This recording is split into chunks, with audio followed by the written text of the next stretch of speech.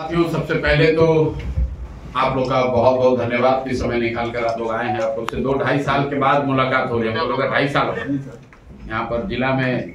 पहली शुरुआत यहीं से हुई थी और आप लोग के सहयोग के लिए और शुभकामनाओं के लिए बहुत बहुत धन्यवाद। आज हम लोग यहाँ लौरिया से फिर जैसे पदयात्रा की शुरुआत पश्चिम चंपारण से करी थी विद्यारवा से, वैसे ही अब जन स्वराज दल बनने के बाद जो जनसभा की शुरुआत है वो भी पश्चिम चंपारण लौरिया से ही हो रही है।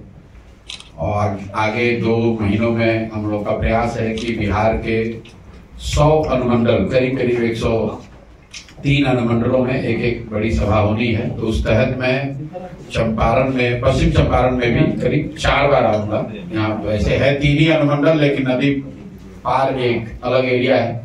तो अगले 2 महीने में मैं कम से कम 4 बार यहाँ आऊंगा। और आज हम लोग लौरिया से शुरुआत कर रहे हैं। बाकी साहब आपके जो सवाल वगैरह है, मेरे साथ यहाँ आफाक अहमद साहब हैं जो इसी जिले से MLC हैं, जन स्वराज समर्थन पहले जीते हुए प्रत्याशी हैं। NDA का गढ़ अभी तक रहा है और NDA का गढ़ इसलिए नहीं रहा है कि यहाँ पर NDA की बहुत बड़ी समर्थन उनके लिए है। NDA का गढ़ होने की वजह एक ये रही है कि यहाँ के लोग के पास विकल्प नहीं रहा है। और खासकर पश्चिम चंपारण जैसे जिले में जहाँ पर राजद के शासनकाल के दौरान लोगों ने एक बहुत जंगल राज का एक बहुत विभत्स रूप पश्चिम चंपारण में देखा है। तो किसी भी हालत में लोग यहाँ राजद से जुड़े हुए दलों को वोट नहीं देना चाहते हैं। उन्होंने जनता को यहाँ एक तरीके से टेकन फॉर ग्रांटेड कर लिया है। उनको मालूम है कि राजद को तो लोग वोट देंगे नहीं, क्योंकि वो वापस जंगल राज का वो विभत्स चेहरा देखना नहीं चाहते हैं। मजबूरी में लोग उन्हीं को वोट देते हैं। लेकिन जैसे ही अभी जन स्वराज का विकल्प जनता के सामने आएगा, आप देखेंगे कि चंपारण में जन स्वराज को बहुत बड़ी सफलता मिलेगी। इनफैक्ट मुझे ऐसा लगता है कि जन स्वराज की जो राज्य स्तर पर जो भी परिणाम हो, उसमें चंपारण का परिणाम सबसे बेहतर होगा। आज की जो सभा है, क्या यह चुनावी सभा मानी जाए और हुंकार मानी जाए जन स्वराज की और प्रशांत किशोर की? नहीं, ये जन स्वराज दल बनने के बाद जो राजनीतिक कार्यकर्ता सहयोगी जुड़े हुए हैं, ये उनकी ताकत है, ये उनका प्रयास है। प्रशांत किशोर तो जैसा कि आपने देखा आपके जिले में, हम तो 5, 10, 20, 25, 50 आदमी के साथ पैदल चले हैं, गांव गए हैं। टोटल 55 दिन हम यहाँ पर पैदल चले हैं। तब तो इतनी कोई दल नहीं था, इतना बड़ा संगठन नहीं था। तब तो इस सिर्फ विचार को, इस प्रयास को लेकर ही हम लोग गांव गए थे। अब उसका जो संगठनात्मक स्वरूप बन गया है, उन लोगों की ऐसी इच्छा रही है, सिर्फ चंपारण में ही नहीं, जो लोग ये दल से जुड़ गए हैं, वो राजनीतिक बैठक की बात उन्होंने करी है। अभी तक चंपारण के साथी ही पटना जाते हैं या कोई बैठक होती वहां आते हैं, हम लोग यहाँ नहीं आ रहे थे। तो फिर से पदयात्रा शुरू करने से पहले दल में यह सहमति बनी है कि जहां जहां संगठन बन गया है पूरे बिहार में, वहां एक बार कम से कम जाकर राजनीतिक बैठक, राजनीतिक आम सभा की जाए। इसीलिए ये प्रयास शुरू किया जा रहा है। 242 सीट पर नहीं लड़ेगा। फिर लोग सवाल करते हैं कि अच्छा चुनाव के बाद क्या होगा, तो मैं गठबंधन को लेकर आपको बड़ा स्पष्ट बता दूं, 2025 में 243 सीट पर जन स्वराज चुनाव लड़ेगी और 2029 में भी 243 सीट पर ही लड़ेंगे। अभी नहीं, 2029 तक का आपको बता रहे हैं। तो फिर ये सवाल मत कीजिएगा कि चुनाव जीतने के बाद अगर कोई संभावना बन गई, किधर जाइएगा, दाएं जाइएगा कि बाएं जाइएगा। जन स्वराज बिहार को सुधारने का प्रयास है, व्यवस्था के बदलने का प्रयास है। कुछ MLA जीतकर सरकार बनाने का प्रयास नहीं है। और मैं पूरी तरीके से कृत संकल्पित हूं, चाहे 2 बरस लगे, 5 बरस लगे, 10 बरस लगे, कोई इसके ईमानदारी में, इसकी शुद्धता में, इस विचार के प्रयास में कोई कमी नहीं, कोई उसमें कॉम्प्रोमाइज नहीं होगा। तो गठबंधन का ना पहले ना बाद में कोई ना संभावना आज है, ना 25 के बाद होगी, ना 29 में होगी। कम से कम जब तक मैं जीवित हूं, मैं इस काम को कर रहा हूं, सवाल ही नहीं पैदा होता है कि बिहार में किसी एग्जिस्टिंग दल के साथ हम लोग कोई गठबंधन कर लें, क्योंकि इन्हीं दलों ने तो बिहार को बर्बाद किया। लालू नीतीश ने ही तो इसको बर्बाद किया है, कांग्रेस ने ही तो बिहार के लोगों का भविष्य लालू के हाथ में बेचा है। आज भाजपाइयों ने ही तो नीतीश को हम लोग के सर पर थोपा है। तो इन्हीं चारों के साथ या इनमें से किसी के साथ गठबंधन करके हम बदलाव की बात कैसे कर सकते हैं? अगर पश्चिम चंपारण के इतने सब वरीय साथी पत्रकार अगर आप कह रहे हैं कि शराबबंदी है, तो मेरा कोई बात कहना ही इस पर बेकार है। बिहार में शराबबंदी नहीं है, शराबबंदी के नाम पर शराब की दुकानें बंद हैं, घर घर शराब बिक रहा है। और हम जनसुराज ने पहले घोषणा करी है कि अगर जनसुराज की सरकार बनती है तो 1 घंटे के अंदर बिहार से शराबबंदी का कानून हटा दिया जाएगा। इसलिए हटा दिया जाएगा कि दुनिया में इस बात का कहीं कोई प्रमाण नहीं है। सिर्फ बिहार की बात नहीं कह रहा हूं, देश की बात नहीं कर रहा हूं, दुनिया में इस बात का कहीं कोई प्रमाण नहीं है कि शराबबंदी के जरिए किसी समाज का आर्थिक, सामाजिक, नैतिक सुधार हुआ। दूसरी बात, शराबबंदी के वजह से बिहार में करीब करीब 15 से 20 हजार करोड़ रुपए का नुकसान हो रहा है हर साल। ये पैसा कहां जा रहा है? ये पैसा जा रहा है यहाँ के भ्रष्ट नेताओं के जेब में, यहाँ के अफसरों के जेब में, शराब माफिया के जेब में। बिहार सरकार जिसका बजट अभी अभी आया है, आप उसका विकास का बजट देख लीजिए, 20,000 करोड़ रुपया इतनी बड़ी राशि है कि प्लान्ड एक्सपेंडिचर का करीब करीब ये 15 से 20% होता है। 1/3 से 1/4 पैसा जो है आप फॉरगो कर रहे हैं, और ये पैसा से किसी का फायदा नहीं हो रहा है। ये पैसा मिल रहा है यहाँ के अफसरों को, नेताओं को, शराब माफियाओं को। तीसरी बात कही गई, गांधी जी ने ये कहा, इस बात को भी मैंने खुलासा किया है कि जो भी गांधी को पढ़ने का, समझने का दावा करते हैं, उनको मेरी खुली चुनौती है, आप मुझे गांधी जी का लिखा हुआ एक लाइन, एक पंक्ति दिखा दीजिए या बोला हुआ वाक्य सुना दीजिए जिसमें गांधी जी ने कहा है कि सरकार कानून बनाकर शराबबंदी लागू करे। गांधी जी ने शराबबंदी को सामाजिक प्रयास के तौर पर बताया, कानून बनाने की बात नहीं कही। 10 वर्ष मैंने बहुत नेताओं और दलों के साथ काम किया। कई बार हम लोग जानते हैं कि ये बात गलत है, फिर भी वोट के लिए वो बात बोली जाती है। लेकिन इस अभियान में मैंने ये संकल्प लिया है कि मुझे जो बात सही लगेगी मैं बोलूंगा वही। आपको अच्छा लगे तो जुड़िए, नहीं अच्छा लगता है तो कोई बात नहीं है, लेकिन उस पर कोई कॉम्प्रोमाइज होने वाला नहीं है। बिहार में डोमिसाइल नीति नहीं लागू होने के कारण बहुत सारे ऐसे बिहार के युवक हैं जो बेरोजगार हो रहे हैं, नौकरी से वंचित रह रहे हैं। क्या डोमिसाइल नीति पर बिल्कुल कहेंगे। देखिए, डोमिसाइल नीति क्यों नहीं बिहार में डोमिसाइल लागू है?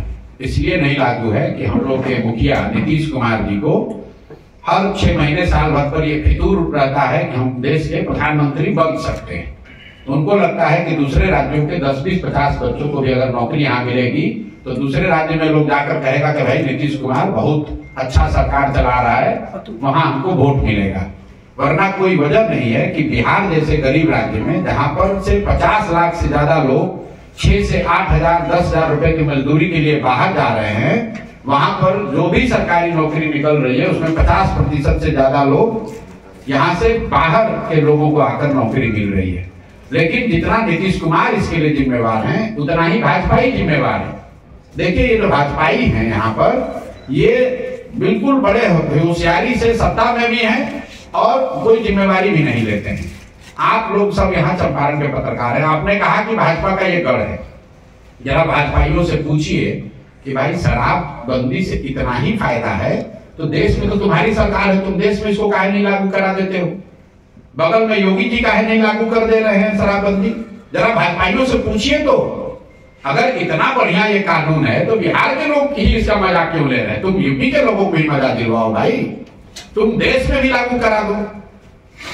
ये जो भाजपा की जो मोहित नीति है, यही काम तो कांग्रेस ने किया है। देश में बैठकर आप इकोनॉमिक ग्रोथ की बात कर रहे हैं और बिहार में आप बिहार को हवाले कर दिया लालू के जंगल राज के। वही काम भाजपा वाले कर रहे हैं। देश में आप विकास, तरक्की, फैक्ट्री की बात कर रहे हैं और बिहार में आकर शराबबंदी और 5 किलो अनाज, मंदिर मस्जिद की बात कर रहे हैं। तो मैं हमेशा कहता हूं कि बिहार के बर्बादी के लिए लालू और नीतीश जिम्मेवार है, लेकिन इसके असली गुनाहगार कांग्रेस और भाजपा ही हैं, क्योंकि लालू जी को इस राज्य की जनता ने सिर्फ एक बार वोट दिया है 1995 में। लालू जी को कभी बहुमत बिहार की जनता ने नहीं दिया है, लेकिन 15 साल से ज्यादा लालू जी ने राज किया कांग्रेस के बैसाखी से। उसी तरह नीतीश कुमार को बिहार की जनता ने सिर्फ एक बार वोट दिया है, 117 एमएलए जिताया था 2010 में। उसके अलावा जितनी बार मुख्यमंत्री नीतीश कुमार रहे, ज्यादातर समय भाजपा के सपोर्ट से रहे हैं। तो अगर नीतीश सरकार के खिलाफ लोगों में गुस्सा है, नीतीश कुमार गलत कुछ कर रहे हैं, तो उसका असली गुनाहगार भाजपा ही है। ये दूसरे राज्य में दूसरे के पार्टियों को तोड़कर अपना सरकार बनाते हैं, विधायकों को खरीद कर सरकार बनाते हैं। बिहार में ऐसा कैसे है कि इनका 75 विधायक है, सामने से नीतीश कुमार का 42 विधायक है और नीतीश कुमार मुख्यमंत्री है। सामाजिक समीकरण के नाम पर कि 12 को एमपी का समर्थन दिल्ली में मिलता रहे, बिहार के बच्चे अगर भोग रहे तो भोग रहे, बिहार के बच्चे पलायन कर रहे हैं, इनको कोई उसकी चिंता नहीं है। मोदी जी आए कह रहे हैं कि बिहार का लाडला मुख्यमंत्री है। ये नहीं कहा कि यही लाडला, हम तो अपील कर रहे हैं आपके जरिए भाजपाइयों को, माननीय मुख्य प्रधानमंत्री मोदी जी को, कि अगली बार जब अमित शाह जी और मोदी जी आए तो उनको ये घोषणा करनी चाहिए कि यही लाडले व्यक्ति अगले 5 वर्ष भी मुख्यमंत्री रहेंगे। वो घोषणा कर दें। चंपारण में अगर एक एक सीट पर भाजपा न हारी तो आप हमसे पूछ लीजिएगा, खाली ये घोषणा कर दें।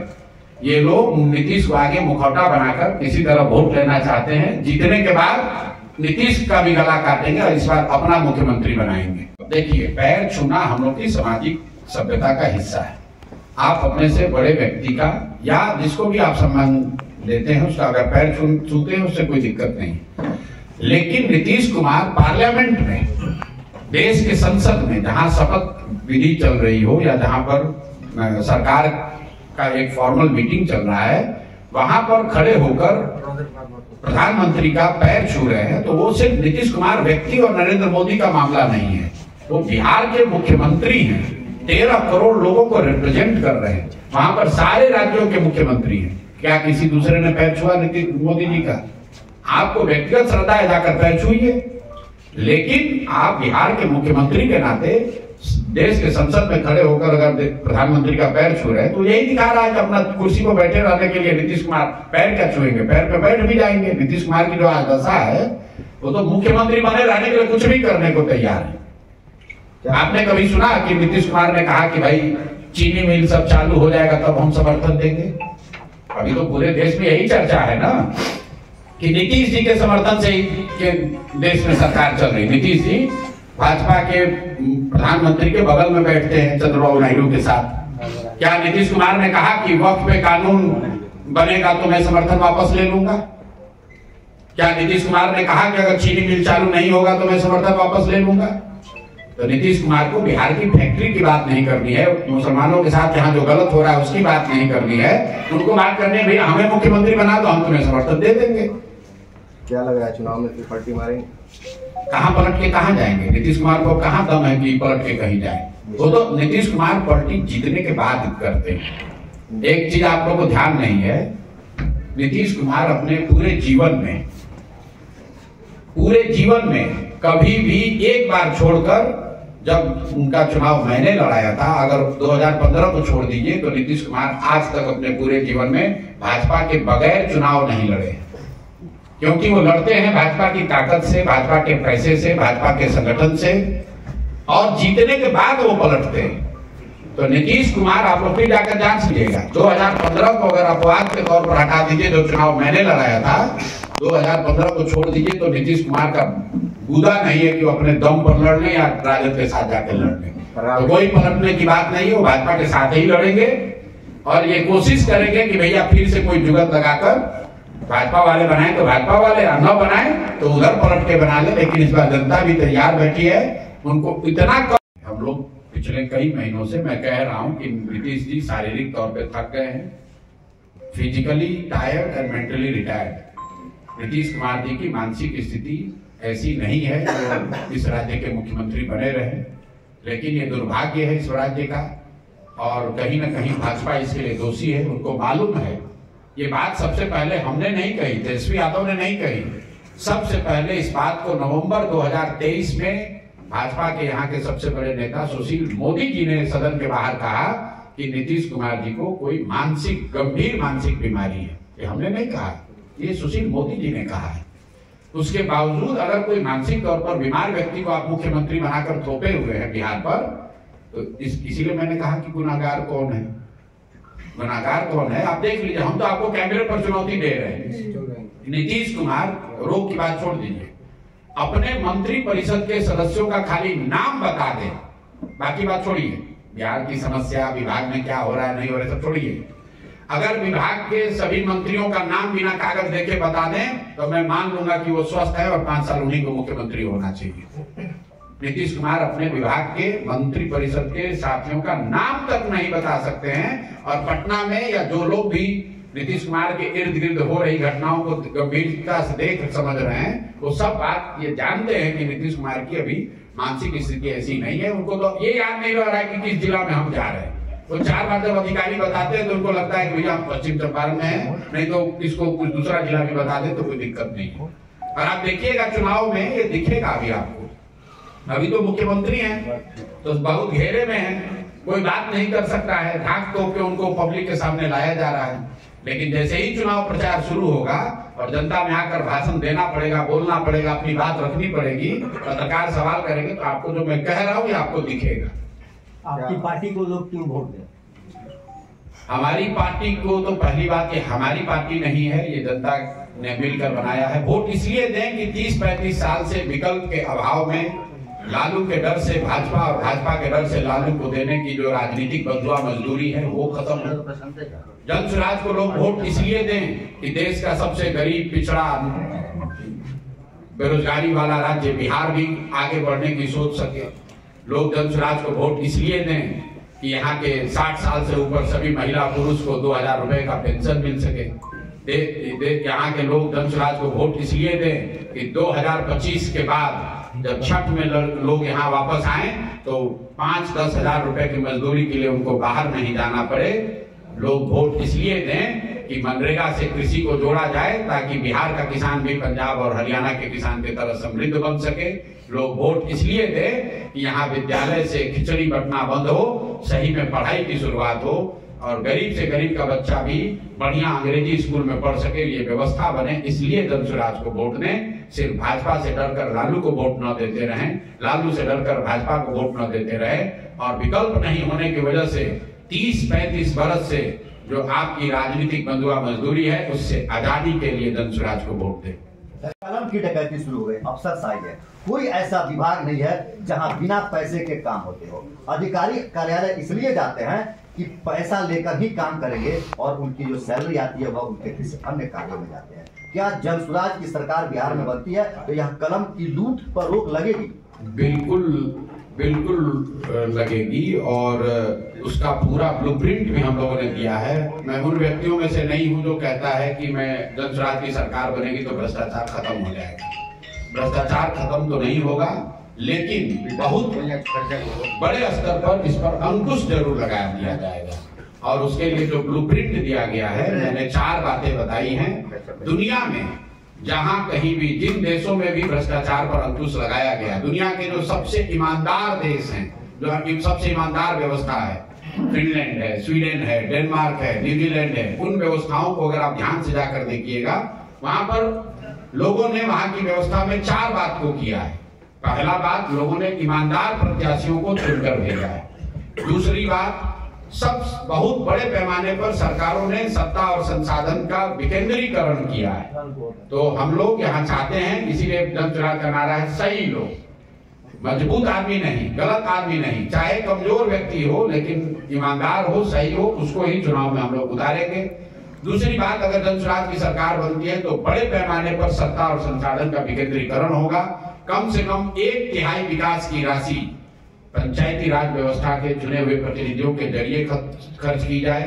तीसरी बात, जन भागीदारी, जो भी योजना बनती है उसमें जनता को पता तो चले कि उनका अधिकार क्या है। और चौथा जो उसका पिलर है, बड़े पैमाने पर टेक्नोलॉजी का प्रयोग।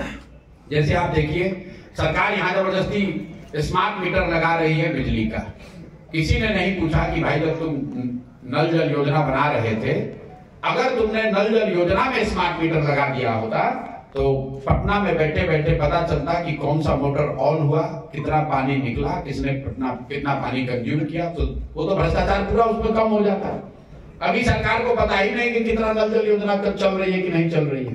तो ये 4 जो सिद्धांत हैं, राजनीतिक लड़ाई में, लोकतांत्रिक लड़ाई में शुचिता आए, इसके लिए अच्छे लोगों का चुनाव, जो लोग चुनकर आए, व्यवस्था बने, उसमें बड़े स्तर पर सत्ता और संसाधन का विकेंद्रीकरण, तीसरा जन भागीदारी और चौथा बड़े पैमाने पर टेक्नोलॉजी का प्रयोग। इन 4 चीजों से बिहार में बहुत बड़े स्तर पर भ्रष्टाचार पर अंकुश लगाया जा सकेगा। इसलिए नहीं कि मैं कह रहा हूं, क्योंकि दुनिया में इस बात का प्रमाण है कि जिन देशों में भी, जिन राज्यों में भी भ्रष्टाचार पर अंकुश लगाया गया है, वो इन्हीं 4 माध्यमों से ये अंकुश लगाया जा सकता है। अच्छे लोगों से क्या मतलब है? आपकी पार्टी में जो लोग मोदी जी के कहने पर फिर वोट दिया, तो भैया वो तो नोन है कि इन्होंने धोखा दिया। उसके मुकाबले धनसुराज है जो अच्छा भी कर सकती है, धोखा भी दे सकती है, मान लिया बात को। लेकिन फिर भी अगर आपके पास एक दवा है जो एक्सपायर है, लिखा हुआ है कि ये दवा एक्सपायर हो गया है, और एक दवा है जो कि नई दवा है, डॉक्टर कह रहे हैं कि इससे रोग ठीक हो भी सकता है, नहीं भी हो सकता है, तो आप बताइए, पत्रकार होने के नाते आप ही बताइए कि आप एक्सपायर दवा खाइएगा कि जो दवा में 50% ठीक होने की संभावना है, 50% हो या 20% हो, वो दवा खाइएगा। तो जो पहले से एक्सपायर दवा है, लोगों ने लालू, नीतीश, भाजपा को यहाँ 30 वर्ष देख लिया है, इसलिए उनको नया प्रयास करना चाहिए। धनसुराज को मौका देना चाहिए। धनसुराज भी न करे तो धनसुराज को भी हटाना चाहिए। लोकतंत्र में आपको 5 वर्ष में मौका आता है। आप कह रहे हैं कि नेता लोग ठग रहा है, तो भाई जो नेता ठग रहा है उसको दोबारा मत चुनो। धनसुराज वाले कितना दिन ठग लेंगे? 5 ही साल तो ठगेंगे। बिहार की दुर्दशा तो 75 साल से है, कम से कम 35 साल से तो लालू नीतीश ही आप कर रहे हैं। दक्षिण के जिन राज्यों में आपके हमारे बच्चे जाकर मजदूर बने हुए हैं, तमिलनाडु में, केरल में, कर्नाटक में, फिर सोचते हैं भैया तो लालू जी को वोट दे नहीं सकते तो चलो नीतीश को दो। जिस नीतीश ने लाठी चलवाया आपके भाई पर, आपके दोस्त पर, आपके परिवारजनों पर, उसी को आप मजबूरी में वोट देते हैं। धनसुराज के रहने की वजह से अब आपके पास विकल्प है कि जिसने आपके बच्चों का पेपर लीक किया, जिसने आपके बच्चों का नौकरी बेचा, उस नीतीश कुमार को और भाजपा को आपको वोट नहीं देना है, क्योंकि लालू का डर नहीं, आपके पास एक तीसरा विकल्प है। इसी तरह जिस मुसलमानों को लालू जी ने बंधुआ मजदूर बनाकर 20 वर्ष से वोट लिया, कोई काम नहीं किया, मुसलमानों के पास आज विकल्प है कि भाजपा के डर से हमको लालटेन में किरासन तेल बनकर नहीं जलना है, हमारे पास धनसुराज है और धनसुराज को वोट दे सकते हैं।